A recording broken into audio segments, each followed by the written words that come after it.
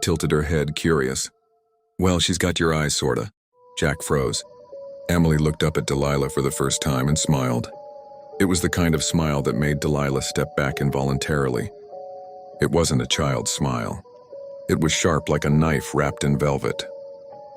Back on the road, the silence grew heavier. You didn't have to scare her, Jack said finally. Emily looked out the window. I didn't do anything, she whispered. You smiled, she turned to him. People like smiles. Not that kind. A long pause. Why are we running, Dad? She asked, eyes glittering. Jack gripped the wheel tighter. You know why? No, she said, tilting her head, voice suddenly chipper. You think you do.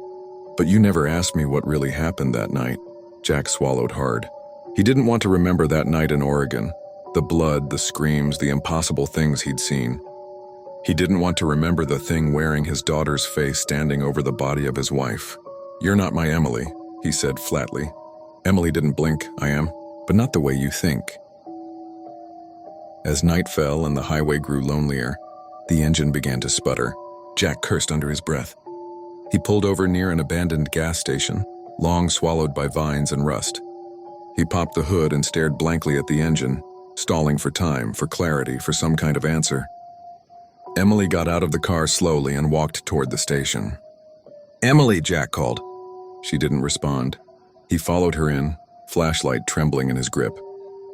The interior of the station was empty save for dust, shattered glass, and a cracked mirror behind the register. Emily stood in front of it staring at her reflection, or something like it, because the reflection was smiling. And Emily wasn't. Jack stepped back. You see it now, she whispered. What are you? She turned, her voice no longer that of a child. I'm what came back. Jack wanted to run. He wanted to scream, but some primal part of him knew this was still his daughter. Somewhere in there, buried beneath whatever darkness had returned with her, was the girl he loved. Let's keep driving, she said, her voice suddenly soft again.